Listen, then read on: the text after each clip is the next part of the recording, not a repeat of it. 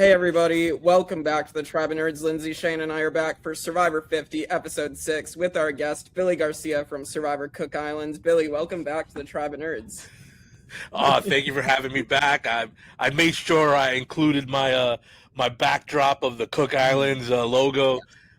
Just every time somebody is representing my season, I join in and represent them too.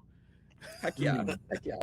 Well, this is going to be exciting. I mean, what have your thoughts been on Survivor 50 so far, Billy? I know, obviously, we're going to talk about your thoughts on Ozzy's game so far, but what are your thoughts fully on this season so far?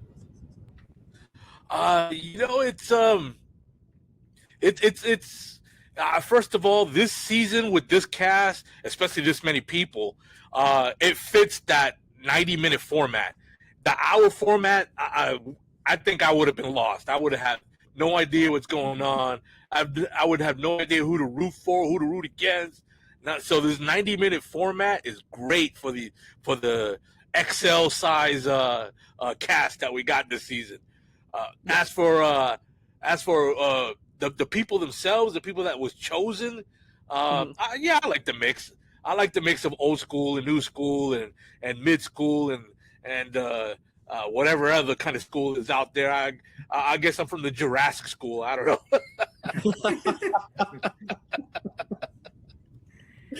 Yeah. I think it's fun to see the different eras mixed together too. I mean, we literally it was just interesting to bring back like Jenna and Colby, for example. I know we'll be discussing Colby a lot in this episode, unfortunately, or his demise, but it's just always fun to see the old school players adapting to the modern game. So yeah. I mean, go ahead, Shane. Sorry. I was just gonna say, for me, like it's fun to see like these legends from way back when interact with like these potential new legends. Like I just like seeing these interactions with like big characters that we've seen throughout Survivor's whole history. Yeah, absolutely. It's what brings joy to the season. And Billy, I wouldn't necessarily say you're Jurassic, maybe the Cretaceous period or something. But it is so fun seeing so many different people from different eras of Survivor either play together or not play together on this new adaptation to the game. Yeah, absolutely. Yeah, I felt like Colby Donaldson and Rizgod, that bromance that happened, that is exactly what we're talking about, and to me, it was one of the best parts of the season so far. Yeah, absolutely. I'm bummed where it ended because I feel like we didn't get too much resolution to it in the season itself, but I'm sure we'll talk about that. Shane, Lindsey, what have your thoughts been on this episode of Survivor 50? It was a lot. Like I don't love the twist because I mean we knew something was coming just because of the math of it all, but why merge if you're just gonna do this? Like just call it a swap. And for these people, like the three that went pretty much maybe wouldn't have gone in any other scenario, but it's because of the luck of the draw and like literally having like 2-3 hours to strategize at most, maybe, especially because like that group that went on the Applebee's reward then is going first to tribal. So like when are they even strategizing? Right. And it seems like pre-game stuff came up, and that's kind of how that happened so quickly. Yeah, we can definitely touch on the pre-game. I mean, I'll say it. I just finished listening to Colby's exit interview, and he was very public about that there was pre-gaming. Kamilla called it out as well. So we'll definitely talk about that. Lindsey? Yeah, so I'll be honest with you, I was a little frustrated with this episode. I thought the random switches were a little bit, like, people maybe would have gone home, kind of like Shane said, if they drew a different team. And then just for me personally, another thing is my Hulu cut off with only 20 minutes left, so I had to wait until Thursday to see the final 2 votes, and everybody else knew. I just saw the first person voted out, so already a little frustrated with the format of the episode, and then having to wait for the final 2 until the next day. I just say it's a little bit not for me this episode, but it's still a for me season. So I'm saying it's my least favorite episode of one of my favorite seasons in a long time. Yeah, it's definitely not one of my favorites either. Billy? Yeah, I just think somewhere out there in the Survivorverse, watching this Blood Moon, Michelle Yee threw her remote at the TV. Yes, she was the original one. Yes. It's so correct. Yeah, Oh, because my God. yeah, like Michelle was the victim, as Shane said, of like she literally they merged and then they had to swap and then screwed her over. So, like I can't imagine being in that position. So but yeah, let's get into the episode itself. So we get to the post tribal of the last round.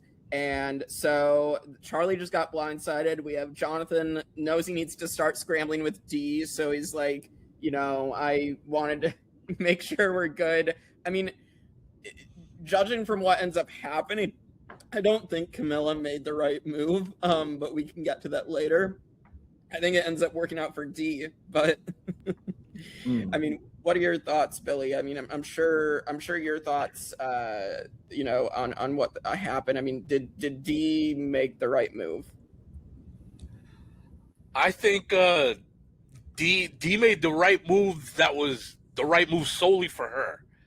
It's not necessarily the right move for the tribe or the right move for even her alliance, but it was the right move for her. And I've been thinking this since the beginning, since the very first episode, is that we're seeing Dee's experience as a winner, as a past winner, really show up this season. It doesn't always translate because I'm a big also. Every survivor that I've ever met in face to face has all said that like 90% of the game is who you're surrounded by. So for Dee though, I don't know. She's a unicorn. She's it doesn't seem to matter who she's surrounded by. She plays like a winner regardless. Yeah. So it's right for her. Yeah, I'm impressed with her game so far, of her being able to like maneuver, and I think it's just showing how good of a player she is as well.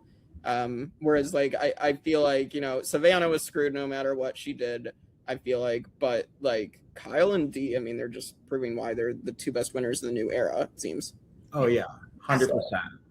Especially like, yeah, Kyle's been long gone, but I was very impressed with him in his short time. But here, like, maybe it's because the bar was so low in my head, but I'm very impressed with Jonathan's gameplay. Yeah, That's fair.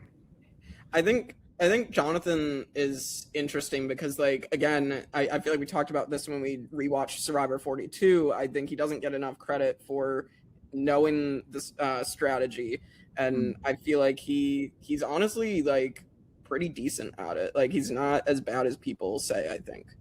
Yeah, and I mean, I guess it doesn't hurt if he got help from good old Boston Rob before the season to really give him that extra push. But in particular, and I mean, I'm jumping way ahead to like what they showed us in the preview for next time, but like contrast Dee's reaction, which seems to be at Jonathan, with how Jonathan reacted to Dee at the beginning of this episode, and like it's like a crazy contrast because Jonathan, I feel like, is doing what you should do, and Dee arguably is a way better player, and she's like maybe blowing herself up and doing what you shouldn't do. I could see that. I think this was Jonathan's best move on both seasons that I've seen, was him, how this was episode opened. Like he even said, I was never blindsided on my season. True. And he took it like a champ. He's like, okay, he was adaptable. And I think it's his best move, including back in 42 where he threw people across the ocean. This is his best Survivor move still, the way he was able to adapt and move with the game. Yeah, definitely. I mean, I'm it's still early, but like I'm worried about win equity because like if they're all that mad at him, but like they do have time to get over it, but we'll see. Like he's definitely playing a good game regardless. Yeah, but he's gonna have half the cast like out to get him, whereas D managed to sort of pull a Keanu Reeves in the Matrix and just dodge bullets. Yeah. All right, and then I'm sure we're gonna get your thoughts on this, Billy. So Ozzy ends up telling Emily Flippin and Christian about his idol, ends up getting out to everybody else, because then as soon as we get to the merge, then Joe goes up to Ozzy. He's like, "Oh, I know you have the idol." It was like, geez, like I understand what Ozzy's trying to do, and obviously like he is gonna be able to get Riz God to trust him. by being honest about everything, but like, yeah, I mean, he should know by now that Emily's just gonna spill everything. So Well, we're seeing the whole edit, whereas they're in the game, they're not seeing. I would say 90% of what we see. right. But having said that, I really like Emily as a player. I never met her in person, but I really like her as a player. But she's gonna need to get a tattoo on her arm that says "Loose lips sink ships." Like, she's basically blabbing everything. I mean, it wouldn't surprise me if in some confessional somebody claims that they know Emily's social security number because she gave it out to everybody. I mean, it's bad. It's bad. But to Ozzy's credit, what's this? His 5th time playing? Yeah. Yep. This is the first time he has a social game. So I'm like, yeah, social game, yeah. I mean, it helps that he's hitched his wagon to Sari, who's got probably one of the best, if not the best, social game ever.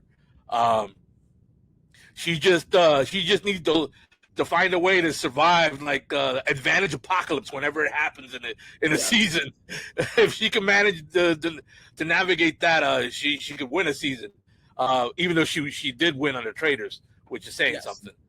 But yeah, I like Ozzy's chances. I was worried at the beginning of the season that they were setting up Ozzy finishing number 2 again, this time to Sari. But it's wide open right now. So yeah. No, I completely agree. Like this season, Sari is just showing like how truly masterful she is at the social game. Like when she goes to D to try to get her onto Colby, and she's like, "Do you gamble?" And like, "Why are you gambling now?" Like, brilliant. Like it. I mean, I'm kind of shocked to say this, but I feel like Sari has a really strong shot to win the season. I hope I'm not jinxing it, because like we've seen what happens every other time, but like she's not even a target when she should be. Like they've openly had multiple players be like, if she makes the merge, we're done. And they want, instead of going after her, those are the players actively working with her. It seems like she has relationships everywhere and has like really good strategic insight where, you know, Emily's like, Colby's useless, like let's just let him get medevac, and she's like, no, he's the head of the snake, like he's leading things, we need to get him out. Yeah. I've been even more impressed with both Sari and Ozzy. I already knew Sari was capable at social and strategic game, but Ozzy like even more has impressed me like this season, because he has accomplished some of what like he set out to do with changing how he plays, like how he ended up handling Christian, and now like he's establishing trust with people regardless if that idol is out there. I feel like now nobody's really saying let's get rid of Ozzy. This time people are saying let's work with Ozzy. Yes. Exactly. And I really like the trio of Rizzo, Sari, Ozzy. Yes. Like I really like that, and I feel like they each have their own unique like relationships and strengths that can make that a really strong trio. And I mean, we just saw what Rizzo did with a trio and an idol, and now he has an idol and a trio, and they have an extra vote and another idol. So there's some things that can be done. Yeah, I would like all 3 of your opinions on this one. I had this written down to talk about, Shane, and you gave me a perfect segue. So there's some really iconic trios in Survivor history, but we just set up maybe one of the most iconic trios ever with the 3 that we're seeing right now, with Rizzo, Suri, and Ozzy. Yeah, I'm trying to think of some other good trios. Yeah, I mean, there's like Ethan, Lex, Big Tom. Yeah, that's a good one. And I feel like that's maybe the first real trio.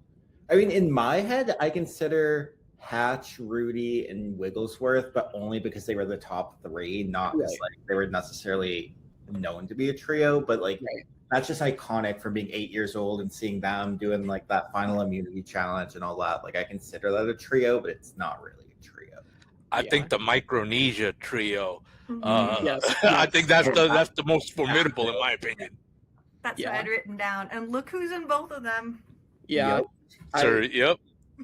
I mean, obviously we know Steven and JT were a duo, but I would say throw Taj in there. You have the Jalapao 3. I think Taj was a very important part of them being successful too. So yeah, and even like in China, Amanda, Courtney, Todd. yes, Yep. yeah, Yeah, it's like all that era of Survivor that we have all these iconic trios. yeah. The only one I had besides you guys to be jumping in the future is Jeremy, Tasha, and Spencer, but I don't think it compares to this trio or the other ones you all just listed. Still solid though. Yeah, I agree. All right, well, this week we finally got something, guys. We got Tiffany confessionals after hearing Hold the on. complaints. I have my Tiffany bill ready.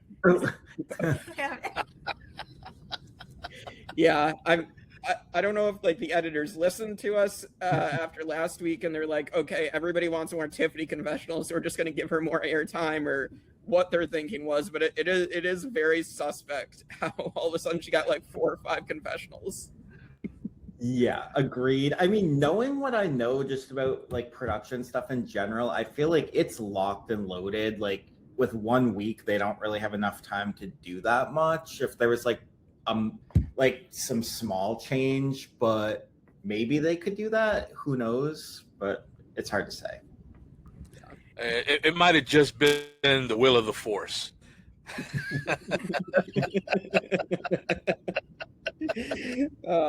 Yeah, I love the Star Wars references.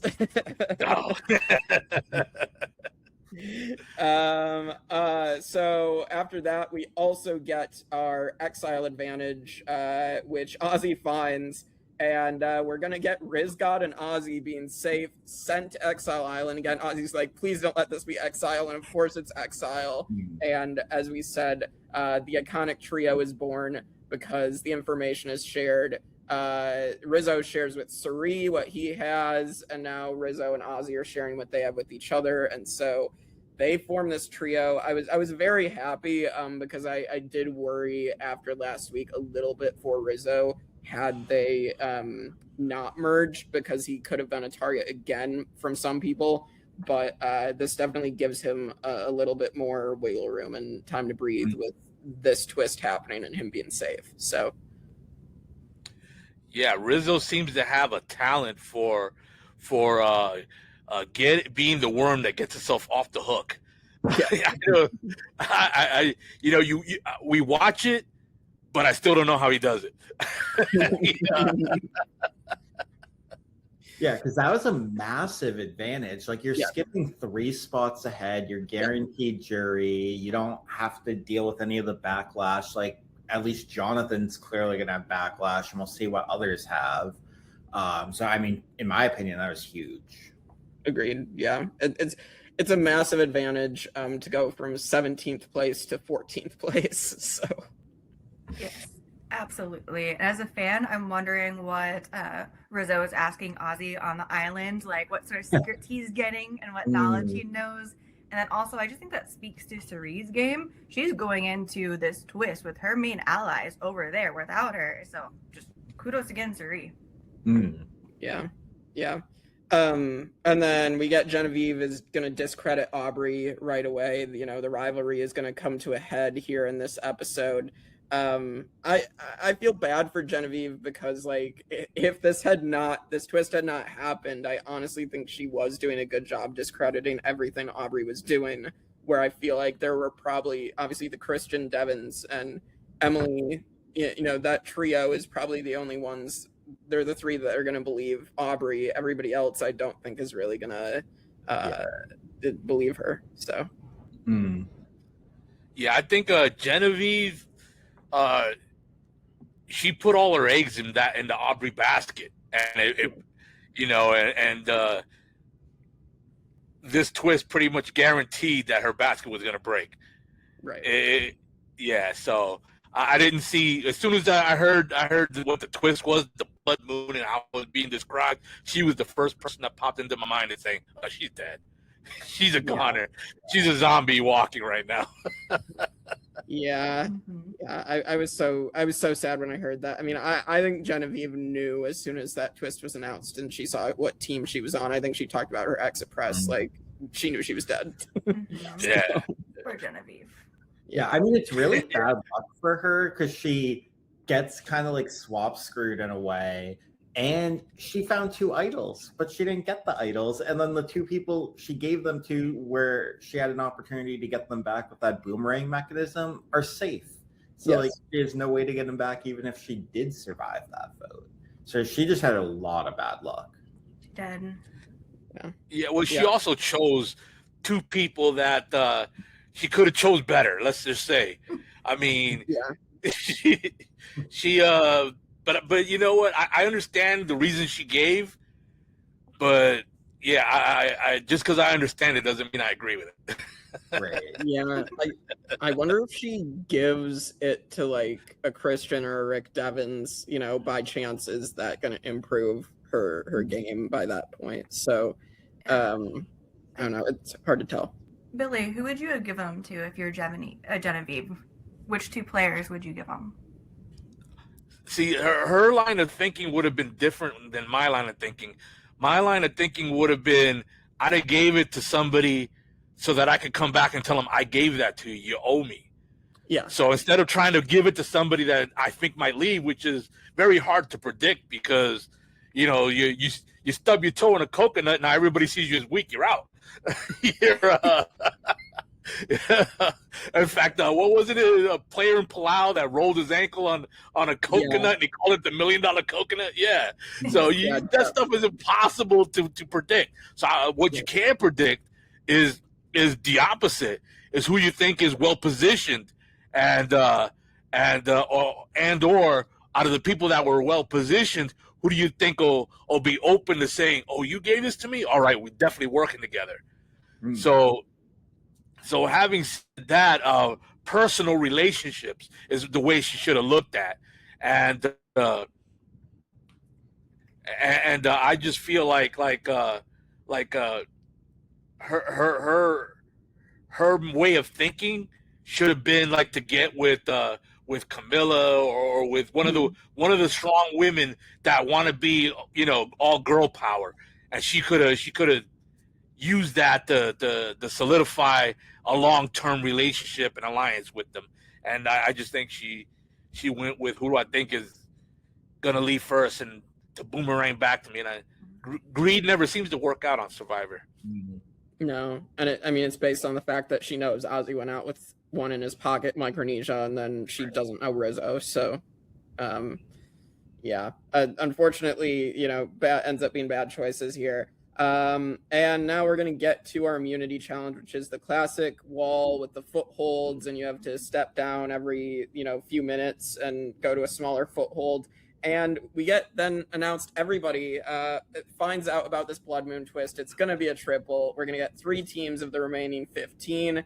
So we get our team 1 is Jonathan, Chrissy, Tiffany, Kamilla, and Stephanie. Stephanie is going to win, which, I mean, made sense. I mean, Stephanie's a tough woman. Like, I feel like this was like a no-brainer out of that team. Stephanie was obviously going to win this. So, and then Stephanie has exercised the jinx of her being a challenge bridesmaid, but never the bride. This season, she's been probably one of the best performing women on, or not even just women, one of the best performers, man or woman, in challenges. So the win doesn't surprise me. I'm actually glad to see her. I would love to see her versus Ozzy at some point, just one-on-one. Yeah, I would love that too. I mean, Stephanie has always been talked about as like one of the best swimmers in Survivor history as well. Because I remember like she was great in those challenges in Palau, and then Heroes versus Villains, there's like talk of like, oh, we can't lose Stephanie this early because she's a really great swimmer. So, I again more impressed with Stephanie here. And then team 2 is Aubrey, Genevieve, Devins, Christian, and Joe. Christian wins. I saw the online uproar as well that apparently people were mad because they thought Christian used his shoulder, which it looked like he was more so like resting on his forearm a little bit rather than like the actual wall. So I don't know. I don't get I think the online people are just looking for something to complain about, to be honest. That never happens, right?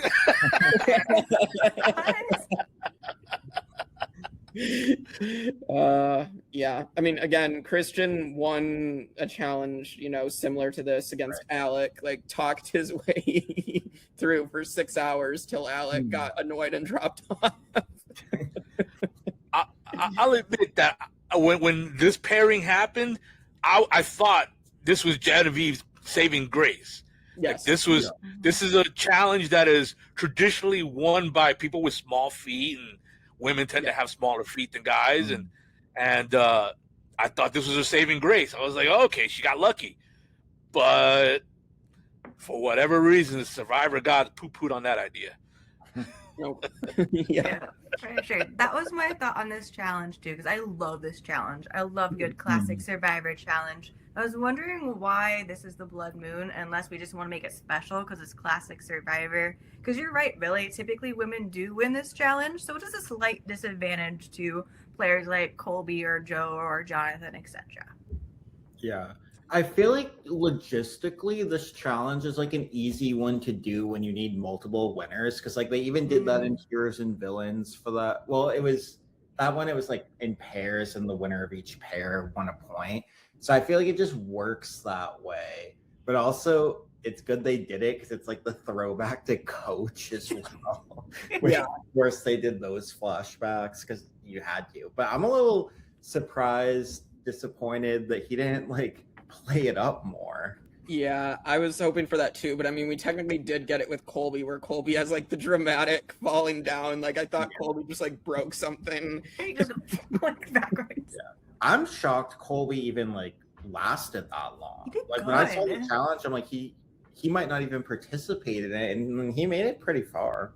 Yeah, well, because I always thought that. Well, this season I thought that Colby. The last time he played, he was called the Superman in a fat suit. Yeah. And I was like, well, now he's like, what, like 10, 15 years older? Like he's going to be even slower and lost more of a step. But this was the kind of challenge where none of that would matter. So, again, this was a challenge where he had a fighting chance. But if you look at his feet, he got pretty damn big feet. So, maybe the other one where you hug the pole would have been better for him. Yeah. I believe he competed in both of them in Heroes versus Villains as well. And that, this wall challenge, I believe he lost right away to Jerry. So,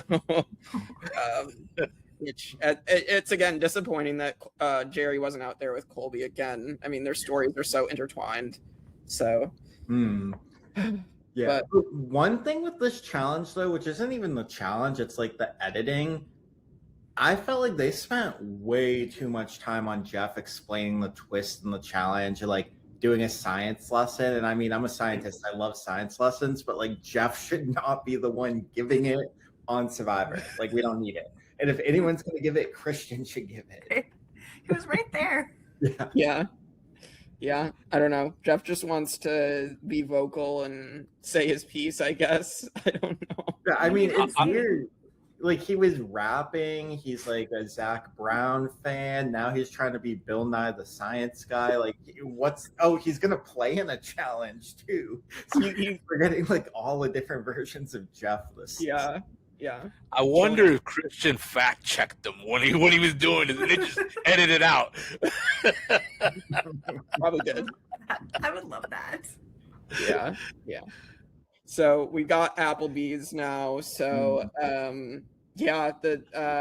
good on everybody for Tiffany, Kamilla, Jonathan, Chrissy, and Stephanie for winning the reward of Applebee's. And Liz Wilcox was looking at her TV and screaming. So absolutely. Or she was watching it from Applebee's because didn't she say like she goes every Survivor Wednesday? She does. For sure. Yeah, as per tradition. No, I'll admit, I'm a Applebee's guys myself. I love their New York sirloin steak. So that whatever it was, that Bourbon Street, whatever sirloin steak would have been up my alley. I would have been like, sorry guys, my feet are now crazy glued to this board. I ain't getting down. You're gonna have to hammer these things off my feet. Hey, you would have been just especially if they would have thrown in a Corona.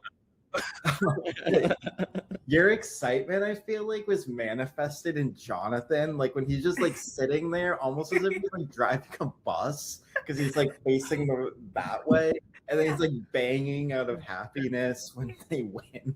I loved him in this challenge. He's such like a backseat driver, but so supportive and cheerleading at the same time. That's my team. Yes. That's his Yeah. team. No. Can we also talk about that Jonathan had 3 burgers?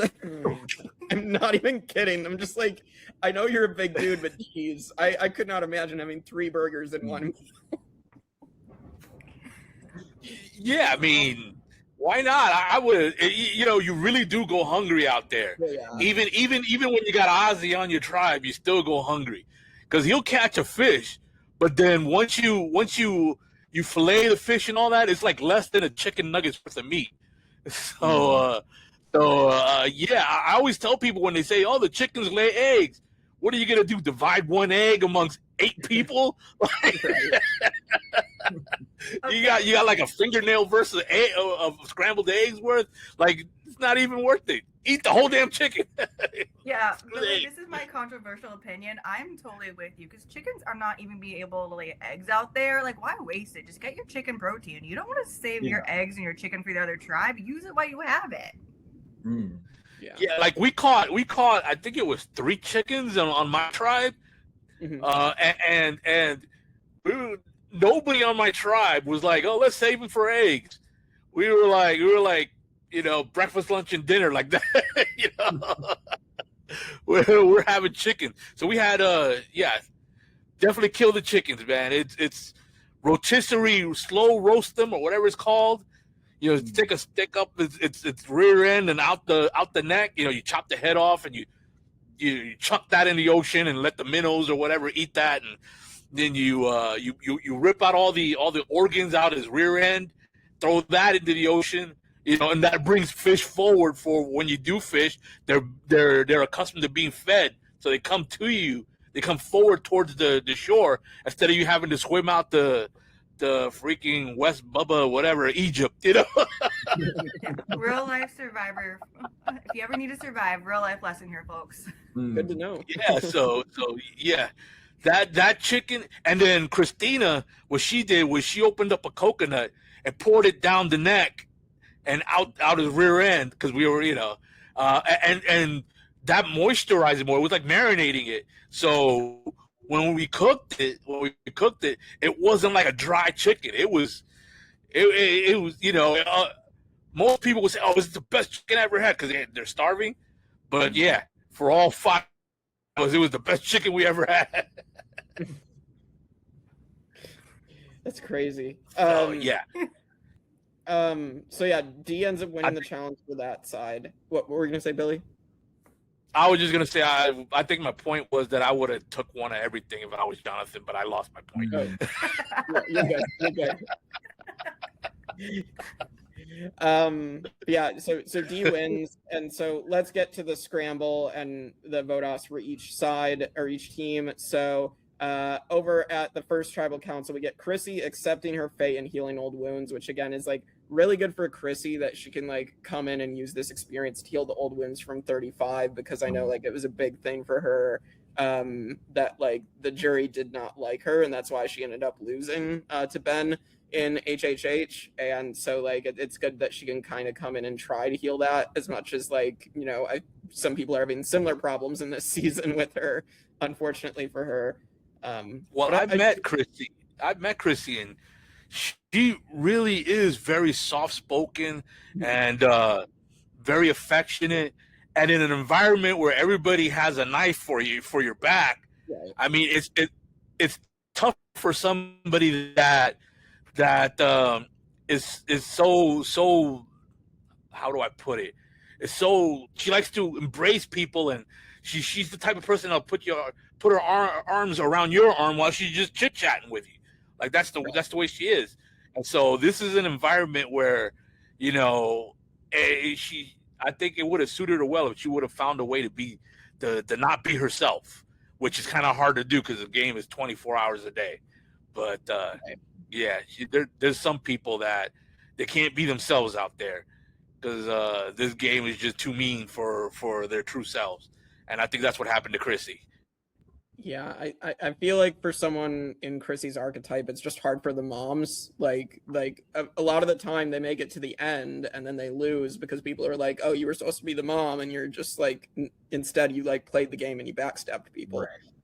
So I think that's tough, and it's been that way since the very beginning of Survivor history. So I guess the first one to break that was, I mean, season 2, Tina Wesson won the game, and then I guess since then, you know, it's the moms have just not have just taken hit after hit.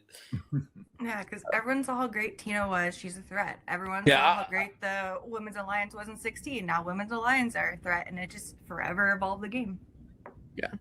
Billy? Yeah. I was just gonna say Tina innovated the flying under the radar, and that's a tough strategy to have as a returning player, because I don't think as a returning player that there's anybody that could fly under the radar. Everybody's on the radar when it's a returning player season. So I don't think that would have worked for Chrissy this season. Maybe her first time through, but then again, without her math, would she have gotten as far as she did? Maybe not. Right. I definitely, on that point, think like this season, it seems like none of them are floating under the radar, really. Like, it seems like everyone's on everyone's mind. Where like Winners at War being the last returnee season, maybe it's just because the edit played it up, but Tony seemed like he, for the first half of the game, could fly under the radar a bit, and like some of the lower tier winners in, you know, the minds of most of the fans could slide under the radar. But like here, everybody, like, because it's so diverse, whether they're like legends or, you know, maybe like people we didn't expect to see on a season like this, like everyone has a reputation to some degree, so everyone's on everyone's minds this season. Yeah, I think that's a really good point, Billy and Shane. Like, to use Tony's words, like they played with lions and hyenas in season 40. There's no lions, no hyenas. Everybody is just there with their own reputation and adapting. Right. Like, of course, it's way too early to say, like, are there goats at this point? But even then, I think if there really aren't, or like some seasons you're like, yeah, this person already has no win equity. And I mean, maybe that's Joe here, just based on like when they showed what episode 2 or 3, like that conversation with Devon's, like that was bad. So I feel like if there's a GOAT, it's only him, which is a really good place to be in for a season, I think. For sure. Yeah, I think Sari called it right when she said that, you know, they're all sharks. Right. And that's what, you know, anybody that's ever did a little scuba diving and did the shark cage knows that sharks don't blend into the background. You know they're there. So, Absolutely. So then we have Jonathan wanting to be more fluid, and that's going to come into play at Tribal. So then Chrissy approaches Steph and Jonathan to make a move against Kamilla, and we're going to get to Tribal Council. And Camilla's blindsided 3-2, tells them to drag that man for her, meaning Jonathan. And this is alluding to apparently a pregame alliance that Kamilla exposed that was on a Zoom. So, which let's just say Colby in his exit press kind of pretty much confirmed that. I'm bummed to see Kamilla go early this time. I got to meet her at Celebrity Weekend this past year, and she is amazing. So I wanted to give a shout out to Kamilla there, and I'm sad to see her go this soon. Yeah, she's definitely a player with a lot of potential. But like just looking at the cast, I mean, if someone has to go like early, have her. Like, I personally really enjoy this boot list overall. Like, of all the options we could have, like this pre-merge group, for the most part, I'm like, it makes sense. Like, some of the people we haven't seen in forever that I wanted to go farther are going farther, which is nice. Billy? I think one of the few people that it hurts them to change their game was Kamilla. Usually you want to be like a poverty that's different just about every time you play. But I think for Kamilla, it actually hurt her. I think playing the same would have benefited her a great deal. And the only changes she would have needed to make was at the very end. where you actually pull the trigger and shoot your number one in the back, and that was the only change she needed to make. I think she changed a little too much, and we saw the end result. Yeah, That's a really good point. Yeah, I think she lost the game. I mean, I don't know. Like, I understand her reasoning of like Rizzo had more connections that she didn't have, so a lot of this was like brought on by the twist as well. But it's the reason that Jonathan votes her out is that she blindsided him by blindsiding Charlie. So it's just unfortunate timing. So, but yeah, so Kamilla's gone from that team. Then we're going to head to the next team, and we have Genevieve versus Aubrey continuing to come to a head. But Genevieve does pitch Rick Devens to Christian. I understand what Genevieve's trying. She really doesn't have anything else to try. Might as well be like, Christian, if you continue down this path and you're so tight with Devens and everybody knows it, then you're going to get shot at. So I do think that warning from Genevieve is probably going to come into play for Christian. Because absolutely, I think Christian is probably going to be the one that's seen as like banding these people together. So I'm actually worried for Christian. Okay, interesting. I think with Genevieve, she was at a point where she was trying to throw anything at the wall, see what sticks. I know what that feels like. When you're at that point, you might as well fire whatever you got left in the gun, because you don't want to go out with the woulda, shoulda, coulda. So yeah, at that point she was just emptying out the gun. I don't think it was a case of, hey, there might be an inroad, or I don't think that was the case. I think she had her main idea pretty much nixed and shot down, and it wasn't going to happen. So now she was trying something else, and it was such a last ditch effort. It didn't get much edit to it. Yeah. Agreed. Unlike Kamilla, who maybe saw her tribe and thought she had a shot, Genevieve, we said earlier, she saw her tribe. She's going to do whatever she could, but she knew it was her. And I just thought it was really nice of her, honestly. I don't think it was a slight. I think she's being really genuine when she gave Aubrey her jacket. And you see Aubrey kind of tear up. It was such a nice moment. And just, I think, shows you what a great human Genevieve really is. Yeah, her beautiful jacket given to Aubrey. Take good care of it. Yeah, I tried to get the closest color red I could to get her jacket, which is why I'm wearing this shirt today. Genevieve, it's for you, girl. Besides this bow, it's for Tiffany. Yeah. Actually, a little Survivor Cook Island tidbit, real quick. Ooh. My jeans continued on into the game after I was out, through Christina, and then eventually to Stephanie. I think it was Stephanie who got to war it the most when Christina made it to the new railroad. So the running joke was Billy's jeans. Billy's jeans saw a lot of stuff. I love to keep watching for that if I rewatch Cook Islands and like keep watching for your jeans. So yeah, I don't know. I also, to the point, I do think the thing that's going to screw Christian over with that is that Emily Flippin's going to rat Christian out with that and be his demise more than anything else. But I do think it's a tease of something to come, that Christian will get shot at, but it's going to be because of Emily. So yeah, I agree. I think definitely because of Emily, but if for some reason it's not because of Emily, I think it will just be exactly what happened to him in David versus Goliath, where his reputation catches up to him. And because even like pre-merge, he pretty much led like every vote out, and you didn't need to do that. So you're just putting too much of a target, and it's just going to catch up to him. But I do agree, Emily's probably going to play a role too. I have a question for everybody. Yeah. The way the edit is in my opinion, is working out, is setting up for one of the most spectacular crash and burns that we might see in any history of Survivor, me being the president of that club. I think Emily at some point is going to get called out by everybody for all the information she leaked, and that'll be how she goes out. So Am I, am I projecting here the crash and burn, or am I? Do you guys think it's right that this is going to be her spectacular finish, where she won't have a single person to turn to because she'd have ratted out everybody? Yeah, I hadn't think thought of that, but I completely agree. I 100% Yeah. see the vision now that you put it out there. yes, Either it's gonna happen at some point and they'll vote her out because of it, or which I didn't see this, and now I'm like, what if she makes it to the end and just gets demolished because they won't talk and realize she spilled all the information. Oof. yeah. Christian's speech to Emily is just going to be like,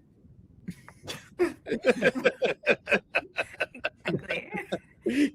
He's practicing for his son when his son gets older. But yeah, true. Billy, I also did not think of that. But now that you say it, I think we are setting up a crash and burn. And I don't know if it's just Emily. I think she might take down Christian and Devon's with her. We might see them go out one after the other. Ooh, yeah, that'd be rough. Yeah. But It's been a while since we had a suicide bombing on Survivor. All right, so let's go to the last team. So we have to mourn Colby Donaldson, and I think that this tribal council was like the best of the three because I think at least it was obvious that Colby was going at this point, especially because he'd been bringing up his foot.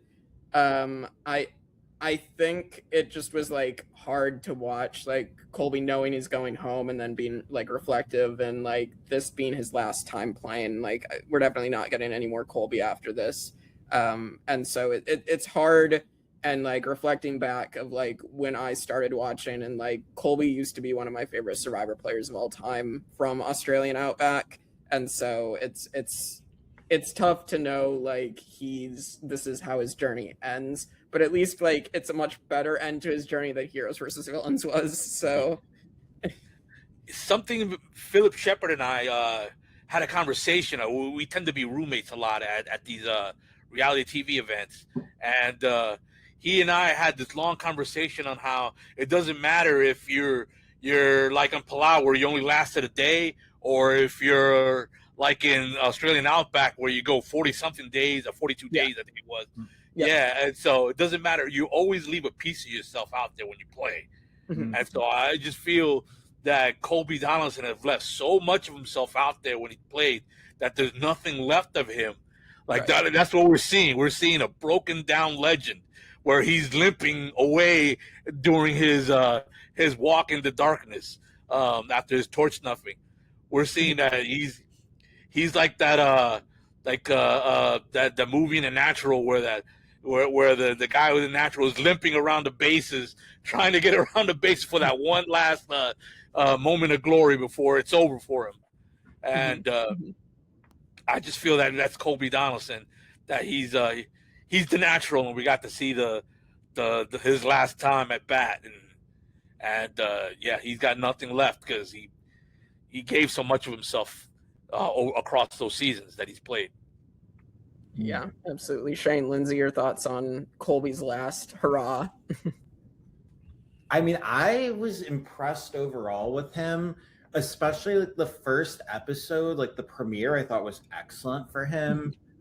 Then he got a little quiet, but you could just tell his demeanor was different this time. And like he embraced every aspect of the game, like Colby going on a journey. That's not something we could imagine. Or like Colby bonding with Rizzo, like sorts of things. So I really wish he made it farther because he's somebody that is always like one of my favorite players. And I also really like the old school players. So I wish he made it farther.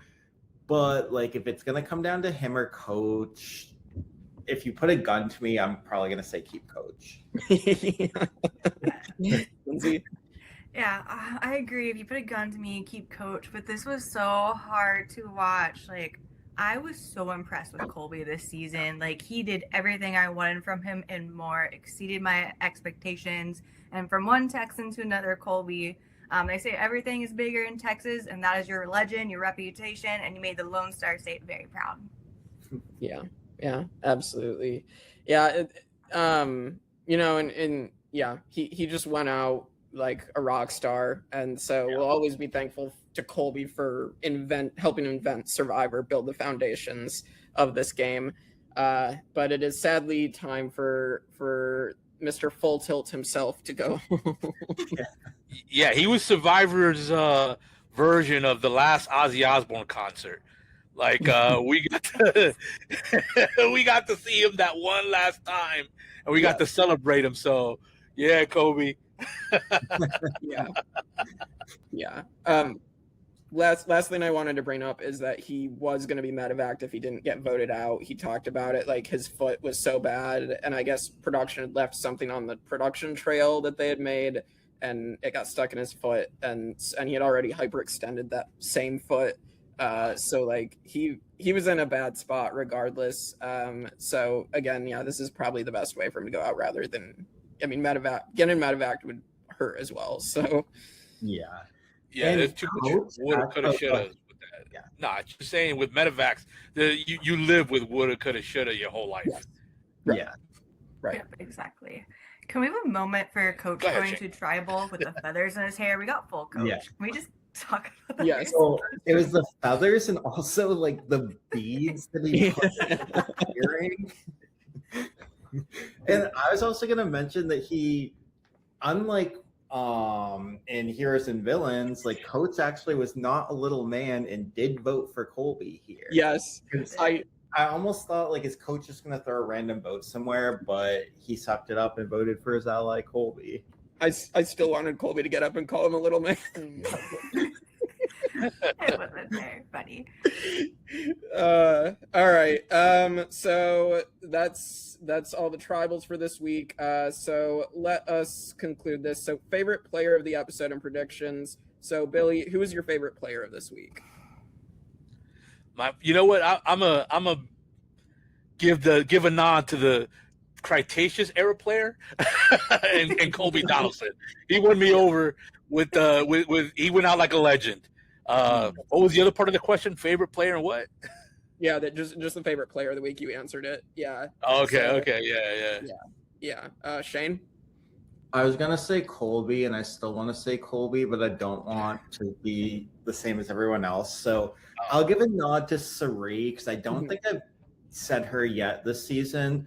And just for her masterful strategic play and social play, is like that comment to D, which I already mentioned, but I'll mention again because it's just so great. Like, do you gamble? Why gamble here? Just masterful. So I'm going Sari. Yeah, good pick. Lindsey? Well, I was going to say Colby, then I was going to say Sari. So now I'm kind of trying to get who it was, because they were definitely in my top two. But since I want to be invited into the poly with Sari, Rizgod, and Ozzy, I'm just going to give it to Ozzy, because he just got that exile win, and he just jumped quite a few spaces ahead, and that saved him for this round. Yeah, good picks. I will join Billy in honoring Colby Donaldson. So I have to give him the one last time. So one last question now. So predictions for next week. It looks like we're getting the Dragon Slayer's revenge. Coach is going to go very aggressively, it seems, in this game.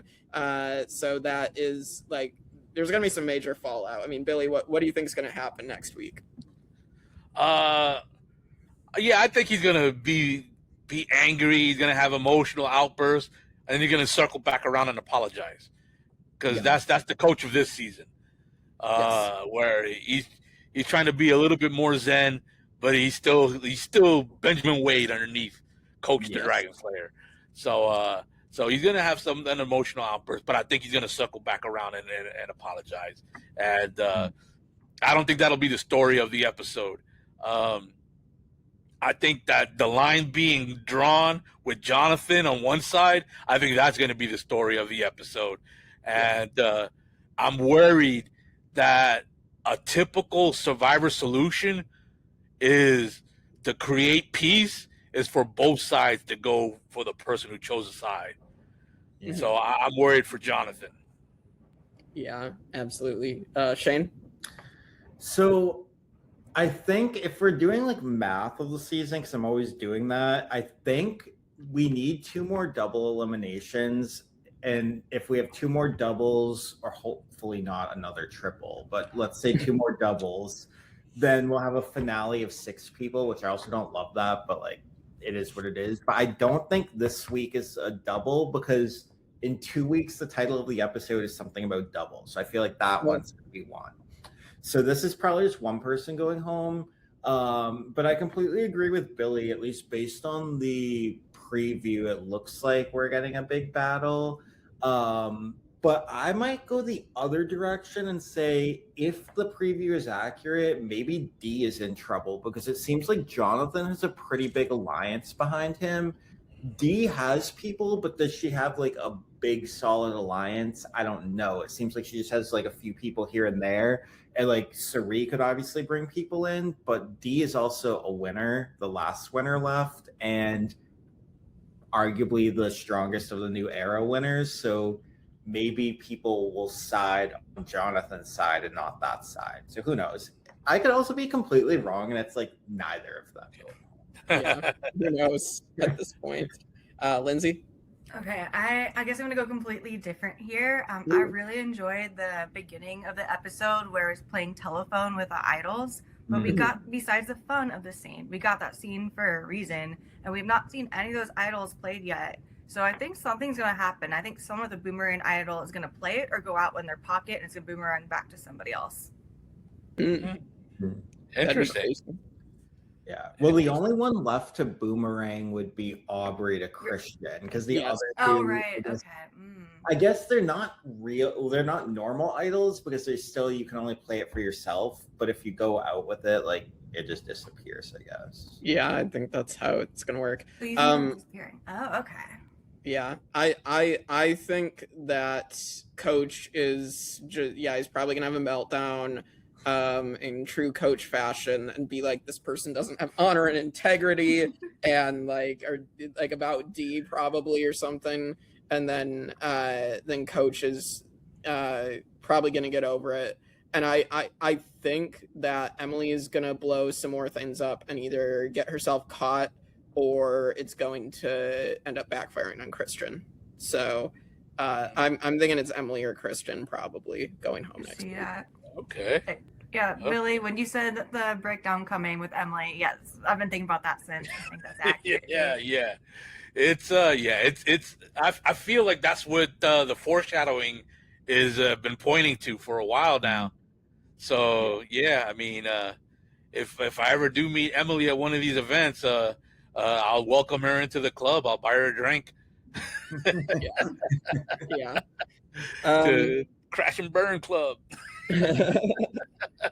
Well, thank you so much, Billy, for coming on with us. This has been great to have you back on as always. So. Thank you. My pleasure. Thank you so much for having me, and it's always fun. I always like the Tribe of Nerds. You guys are a fun group. Thank you so much. Well, with that, we will see you all next time for more Survivor 50 coverage on the Tribe of Nerds.